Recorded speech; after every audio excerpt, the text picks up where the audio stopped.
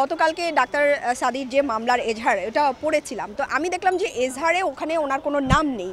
তো আমি অনেকক্ষণ চিন্তা করলাম যে বেসিক্যালি আইনের জিনিসগুলো তো আমার আসলে ওইভাবে ভালো করে বোঝার কথা না। তো আমি চিন্তা করলাম যে আসলে এটা আসলো কীভাবে। পরে আমার মনে হলো যে এটা হয়তো তদন্ত করার পরে কেউ ইচ্ছাকৃতভাবে নিজেদের দোষ ঢাকতে এই ডাক্তার সাদি সহ 5 জনকে এরা অন্যায়ভাবে এবং উদ্দেশ্যপ্রণোদিতভাবে একটা নাটকীয়তা তৈরি করার জন্য এটাকে জনগণের সামনে এনেছে। এবং আমি আরেকটা বলতে পারি যে আমার কাছে মনে হয়েছে যেটা হয়তো হতে পারে যে ডাক্তারদেরকে উস্কে দিয়ে কোনো ধরনের রাজনৈতিক অস্থিরতা তৈরি করার একটা প্ল্যান হতে পারে। এবং এইটা যদি পুলিশ তদন্ত করে, যদি যেহেতু এজাহারে নাম নেই, যদি পুলিশ তদন্ত করে এই নামগুলো দিয়ে পরবর্তীতে চিকিৎসার ক্ষেত্রে বা চিকিৎসার অবহেলা নিয়ে এটা তৈরি করে থাকে, তাহলে যেই পুলিশ বা যেই থানায় এটা হয়েছে, যাদের তদন্ত সাপেক্ষে হয়েছে, তাদেরকে প্রশ্নবিদ্ধ করা এবং তাদেরকে শাস্তির আওতায় আনা উচিত। আরেকটা বিষয় হচ্ছে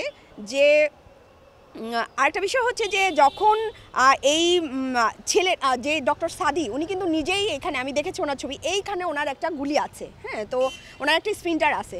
উনি নিজেই কিন্তু আমাদের 24-এর আন্দোলনের একজন সক্রিয় নেতা, হ্যাঁ, আমাদের ডাক্তারদের মধ্যে যারা ছিল তাদের মধ্যে উনি নিজেও কিন্তু ছিল।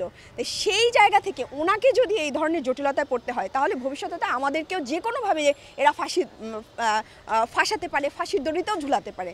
সেই ক্ষেত্রে আমি চাই শুধু জামিন তো দিবেই, এবং এই মামলা থেকে ডাক্তার সাদি সহ অন্যান্য যারা একজন নিরাপত্তা কর্মী আছেন, একজন নার্স আছেন, তাদের প্রত্যেককে যেন এই মামলা থেকে অব্যাহতি দেওয়া হয়।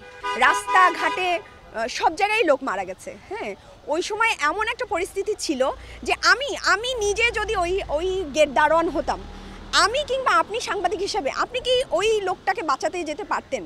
কারণ পুলিশ কিন্তু পিছনে দাঁড়িয়ে ছিল, নামতেন, আপনাকেও গুলি করা হতো, হ্যাঁ। তো সেক্ষেত্রে এই যে যেখানেই মানুষজন মারা গেছে, এর দায়িত্ব, প্রত্যেকটা দায় হচ্ছে আওয়ামী লীগের, শেখ হাসিনার, হ্যাঁ।